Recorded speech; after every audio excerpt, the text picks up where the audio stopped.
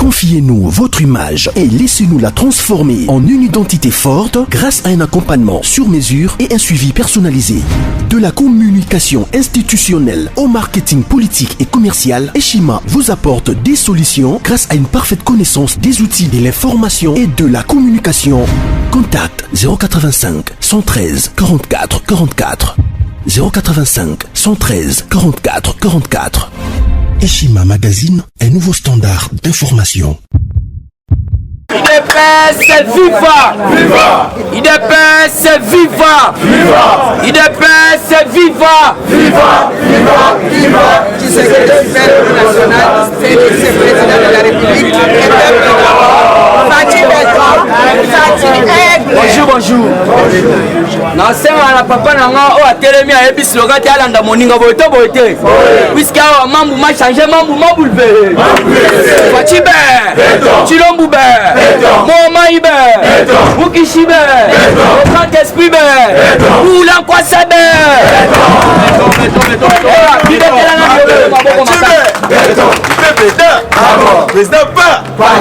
Bonjour, bonjour.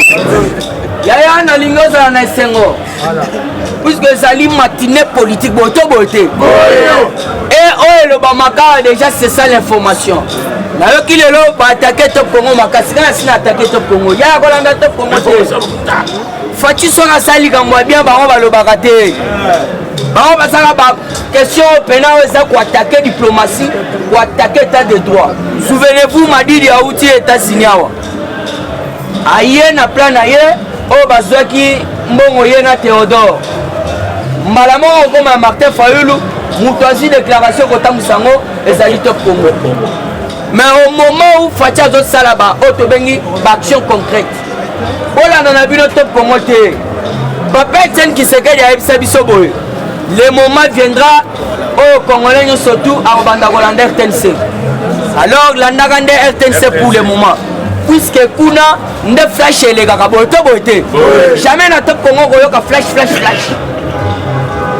donc flash relegande na RTNC to continue kati actualité politique yaya actualité ekomi mokuwa bolandi banda mokonza mboka banda koloba pona concertation mutu te na to consulter consultation merci pona ko rappeler puisque na oya okota na ndenge moko na bato wana bamadidi boto bote bango bazoloba mpona dialogue na concertation or que biso tozosala consultation c'est différent. donc déjà français yango moko elakisi ke oyo eza concertation oyo eza consultation pas de débat mais toza kocomprendre te ndenge bandeko wana bazali koloba alors na kati ya consultation tozaka na mokonzi moko Fachibe yango wana omoni na minute oyo nyonso to eza koleka ye ayebi déjà pourquoi les États-Unis d'Amérique mettent sous pression pour libérer M. Kanambe wana États-Unis et yango wana omoni tokozonga toujours na maloba Papa Etienne Tshisekedi wa mulumba oyo alobaka boye mokolo bokomona baforce étrangère sur le sol congolais yebake bokonzi ya IDPS efandi mpo na libela na libela toza na baégyptien baza na mboka baaméricain yo soko ndimi te Carl Michel aza na Belgique aza na Union européenne kuna ayaki awa te asali yo message que déjà sur le sol congolais il y a déjà des américains moto afanaka te aza libanda azopesa info baaméricain bazawa yango wana bomoni lobi Fatia yambaki 4 ambassadeurs baambassadeur wana omoni baza na musala makasi yango wana il faut nanu baprêter serment ya lettre na bango ya créance boyeto boyete alors tozalaki nanu na ambassadeur oyo bino boyebi bien oyo Allemagne puisque na minute wana toza na banouveau baza ya sika alors bajouer déjà diplomatie ya makasi lokola oyo tobengi monsieur docteur Olivier Snatberg donc asa muto tobengi baadima kuna yoka nanu bakombo déjà donc Olivier yango na lobi botira bamabunda basala na babeta nzango na kati ya palais du peuple alors mokolo ezali kake kobeta yango moko kake kobeta ndeni puisque bato ebele baza kocomprendre te embala moko toza korépondre monsieur Shadak ake bande bao balandi Shadak baza te Shadar alobi buzoba metozo ebisa buzoba ya kobanga puis c'est ça milelo bazobanga merci yaya il n'a jamais fait ma déclaration wana donc pour na bango babanda luka message ya Fachi yebisa bango mbala moko keno na dissoudre parlement ouais ça na miswa molimo ou soit mato ya molimo il faut comprendre déjà que non dissolution déjà zali bon on a déjà pensé pourquoi parce que ce qui Fatia lobby déjà dans ça consulter pour la salle haute bengi refondation et gouvernement sika cela veut dire makamno surtout on est kena mai ya wana kendaki un exemple typique jour wana kozala papa zala mwasi na ndaku mais to moni papa bimi a lobby nazo luka mwasi mususu ya kobala donc on zala ndaku aluka déjà akanga bisaka sa nini akende nde c'est ça siko ya wana boyoki Shadar a lobby ni Shadar a lobby Shadar menace et promet la chute de Félix en disant ceci. Le jour où Félix va tenter de dissoudre le Parlement, ça sera sa fin. Il ne fera pas. S'il fait, nous allons faire ce qu'il faut faire. Shadar et le Kwakosa les athées. Pour circuit et Kendanama. Shadar, qu'est-ce que tu vas faire? Tout animitou. Il y a un moni pour circuit et Salamina FCC. Entre Shadar et Morona Wakada na bango, mitou et toutani. Ndeku sikuana. Alors faut comprendre même au CA, Otobenga FCC. Ba réunion bazo kotisa par-ci par-là, solution exatée. O ba kota kilobi, bango bazo ebisaka nambe, pesa biso message yo il fallait le message puisque Fatia lobby, alors yo follow le message. Alors kanamba ebisi bango pour interpréter le message. Personne. Pour interpréter le message comme ça on a répondre à lui. Alors ndenge za na ba sénateur na ba député bazangi moyen ya couper ce message bakendaki na boule ya $100,000 na dit platé X. Alors tozo senga na ba congolais pena de père et de mère puisque tozo na ba congolais mususu ba o bazali ba étranger donc ayeka ko yibande oto bengi nationalité na biso. Alors tozo yebisa ba congolais de père et de mère bolia mbongo papa tena lobaki ya yango mais so trahir peuple congolais puisque bientôt il faut landa procès yakamwena tsap déjà bandi na est bapesi bino information par président bien merci wana ezali une nouvelle plainte contre John Numbi puisque ezalaki mokolo lobby les avocats et la société civile oh pe bazalaki en collaboration na basi ya Floribert Chebeya na Fidel Bazana basalaki déclaration lobby balobi boye balobi nous demandons la réouverture. Il y a procès na bango et baza kosenga arrestation immédiate il y a John Numbi et puis balobi boy balobi nous demandons au président de la République à salanyo surtout pour la retour il y a Paul Mwilambo au président Gilles Lobanga chaque fois que non azapraya na bilamba makila il y a Floribert Chebeya alors famille na voilà baza kosenga été baya na lombango toujours na carte actualité politique bandeko na ngai. Un général moko a yibi $850,000. L'argent destiné na bao baza kuna na mboka. Bao baza ko bunda na mboka kuna na est. Koto ko mona général moko a yibi $50 000 francs congolais. Millions $50,000. $850,000 ezalaki na territoire ya Beni. Donc aza disparu. Tozo yebate na mbongo wana akei nango wapi. Voilà, sur 330 députés élus, 138 absents. Et ils étaient sous menace pour la charte de fidélité. Batouana, Bazalaka 330. Mais l'objet au monument, il y a 130 quelques. Alors cela veut dire, comme il faut comprendre que non, il faut rejoindre Mokonzamboka. Alors pour nous chiter Bandegolangai, il faut comprendre que non, awa Olengankoi. Olengankoi, deuxième jour, yango na makala. État de droit, eza logo la fimbo akake. Yango na boyoki même mokonzi na bino ya deuxième ya my god yebe kalata ke makala. Alors balobi boye bango baza structure financier. Baza batute bakoya na investissement en ligne d'ailleurs bazotamana kombo mokonzi mboka. Siko bakoti même en ligne baza ko vérifier mbongo ekoti combien ezokende déjà wapi. Atuka na zongi sima lobe pas président J président Fani Yewana donc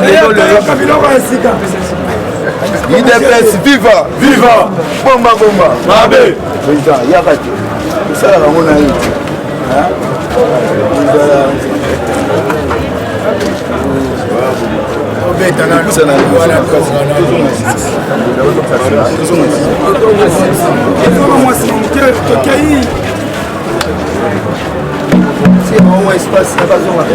Ah oui, bon, moi, il n'a pas.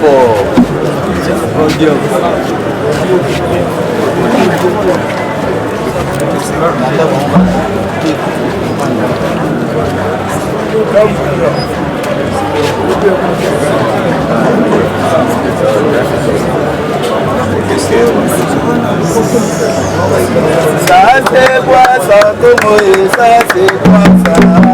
Oyo nini, maman, oyo nini. Ça c'est quoi ça, comment ça c'est quoi ça? Oyo nini, maman, oyo nini. Ça c'est quoi ça, comment ça c'est quoi ça? Oyo nini, maman, oyo nini. Non sacré, non sacré. Union sacrée, union sacrée, Dougoulana. Union sacrée, union sacrée, union sacrée, Dougoulana. Union sacrée, union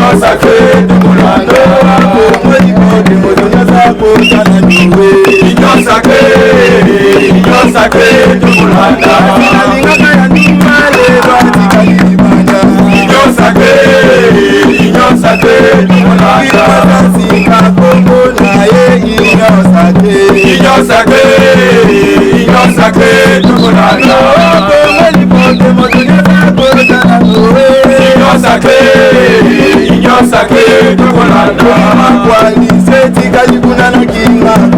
Union sacrée, union sacrée, Dougoulana.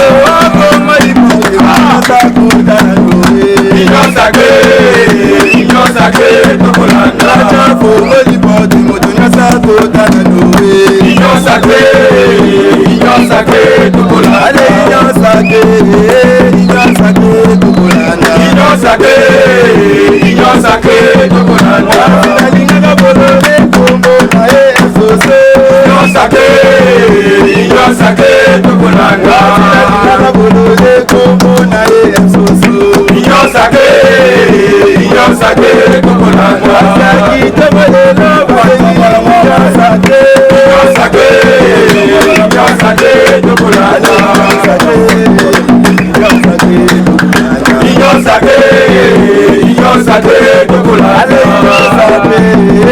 Union sacrée, Dougoulana. Union sacrée, Dougoulana.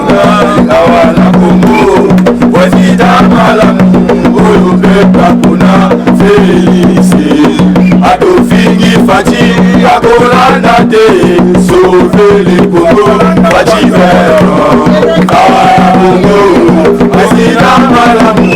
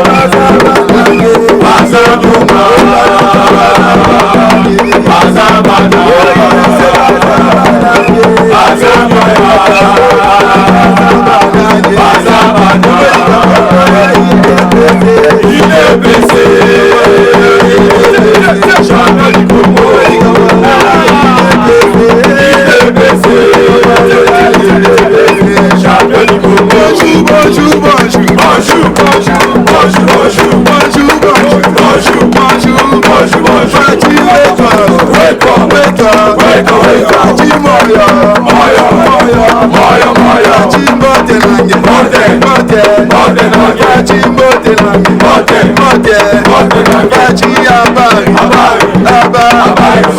Fachi habari Sisita ofani na yo Okosa biso zali komole Oya kiyo ni makite Maloyo Adem Adem il pesa la kabila kendete jalousie il pesa la kabila kendete jalousie makambo afanyika kakulandela jalousie makambo afanyika kakulandela jalousie kazi otele kabila salade jalousie bitumala ese kabila silisade jalousie kabila okomili komole jalousie kabila okomili bisoboteti jalousie kabila okomili bisomatungulu jalousie kabila okomili mabisamu jalousie il pesa la kabila kendete jalousie amuti na Tanzania akuti Kongo makolo akomi bakongole olibi Kongo Kongo matisi dolala ekabi kabila antu anuba uti mushimani ayekitesa na wewa olalila libachele apesijeli mongo techana tokolile nijukuwa tataraba manet echiba chibara antuba uti na bandu ayekitesa makolo amelibeli babangi abakisila bagene po antoa bilangwalangwa ekimbu imuta antuba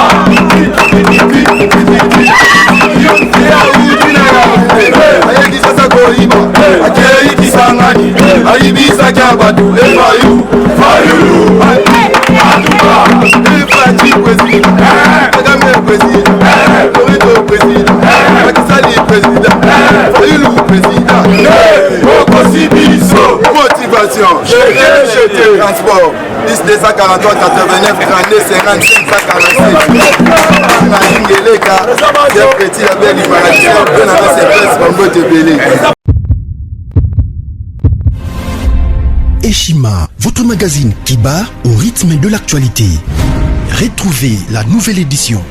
Exclusivité, alors que la RDC sort progressivement la tête de l'eau après la crise sanitaire Covid-19 ayant fragilisé les économies du monde, Eshima Magazine présente à la une de sa 15e édition la ministre de l'économie nationale, Acacia Bandou Bola, présente son bilan depuis sa prise de fonction. Relance économique, Acacia Bandou Bola Mbongo donne des signaux forts. Baisse des prix des produits pétroliers, maîtrise des prix des denrées alimentaires pendant des temps forts, organisation des marchés populaires afin de soulager les paniers de la ménagère en période de Covid-19, une franche collaboration avec les opérateurs économiques et dotation en équipement de son administration, la ministre de l'économie nationale affiche un bilan éclatant de sa première année de gestion de ses très stratégiques portefeuilles. Eshima Magazine revient sur chaque étape de la vie de la Margaret Thatcher congolaise. Focus, Agnès Moide et la CNSS interpellent les employeurs sur les avantages de l'utilisation de la télédéclaration. Payer l'impôt est un devoir civique. Barnabé Mwakadi Mwamba, directeur général de la DGI, sensibilise les assujettis. Découverte, Jerry Biangani Tampo, l'homme derrière la renommée de l'université chrétienne Cardinal Malula. Dossier Eshima, contentieux électoraux de la poudre aux yeux. Économie, les scandales financiers ont la peau dure en RDC. Interview, Ted Belechai Kassanda, secrétaire exécutif national de la Ligue des jeunes de l'UDPS. Bras de fer entre la CPI et les USA. Fatou Bensouda défie Donald Trump. Retrouvez l'intégralité du magazine Eshima dans les kiosques. Eshima Magazine, un nouveau standard d'information.